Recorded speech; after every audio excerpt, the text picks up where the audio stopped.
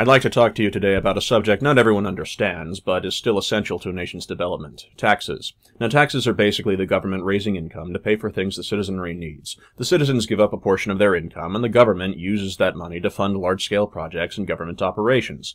However, there are some problems, one of which is that a lot of people don't really understand money or the economy and can't tell when the government's funds are being properly or improperly used. People also debate about the nuances of taxation, like if the rich should be taxed more than the poor, for example, and I feel that in many cases the taxation system, at least in the United States, isn't used as effectively as it could be. I find the system too simplistic and perceive it to miss opportunities and overcharge when it isn't necessary. I think that if you're a tax-paying citizen, there should be some degree of expectation that your tax money will be spent responsibly. As such, I believe I've devised a few possible improvements to how we manage the idea of taxation to improve the overall well-being of the country more than we currently do, at lower cost to the citizenry. Now, what I've come up with is a tax and poverty relief program for people of low income that benefits the state more and doesn't incur the same welfare leeching and exploitation risks that many social programs in the United States suffer from. Taxes can be utilized much more effectively and done at reduced cost to the citizen and with higher gain to the state than how it currently operates. Thus, I present the concept of flexible taxation, or rather, giving citizens options in regards to how they pay their taxes. I'm generally a fan of giving people options. Now, let's say, for example, a country is facing a serious shortage of blood for hospitals for transfusions. There are some blood donation drives, but nowhere near enough to fully supply hospitals on a national scale with the amounts of blood they need. Now, lucky for us, we have a citizenry that has plenty of blood. They just need to be motivated to give some en masse. For low-income individuals, blood donation from a qualifying and healthy individual of appropriate income level could be used as an alternate form of paying one's taxes. The state needs blood for its hospitals, so the citizen can choose to give blood to the National Blood Drive and in return receives a tax cut. If you donate blood consistently and your body provides suitable blood without serious risk to your health, you could avoid actually paying taxes at all since you paid them in trade, via providing enough quantities of blood to the National Blood Program. If you've provided some, you get a tax cut. If you've provided a lot, your taxes are considered paid. This would obtain a needed resource for the state without much expense apart from running the actual program. It would also provide tax relief to those of low income who can and want to utilize it.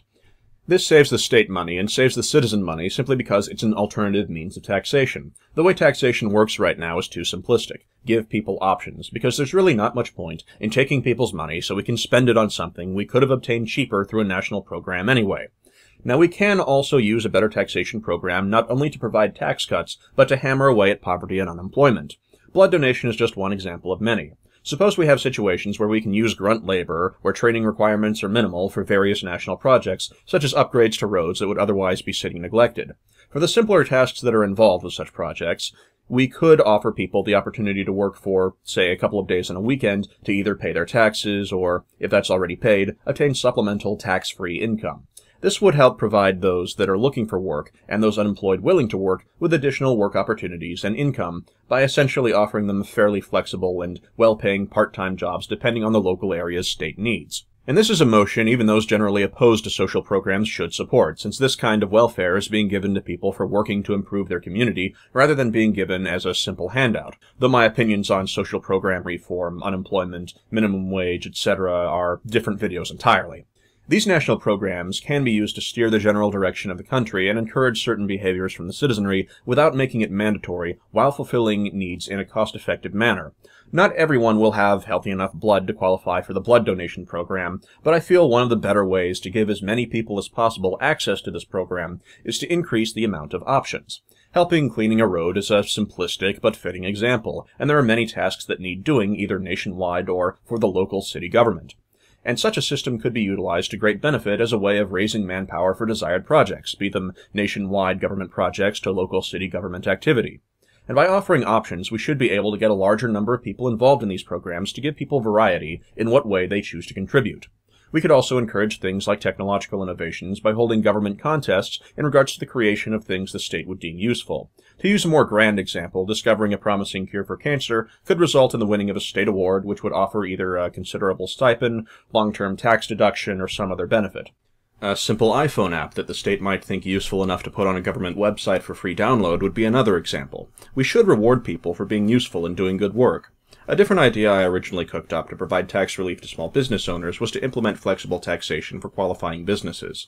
In summary, if a small business that sells a product that the local city government might consider buying in a large quantity That business might be allowed to pay its taxes by manufacturing and providing a product free of charge, though such a program would require a lot of oversight in regards to keeping track of the finances of these transactions and product standards and making sure the government is saving money by this process than it would be by purchasing a product elsewhere instead of working with the company. That's a system I've not had as much time to ponder, and I'd need to consider it more and test it on a small scale to see if there were undesirable side effects.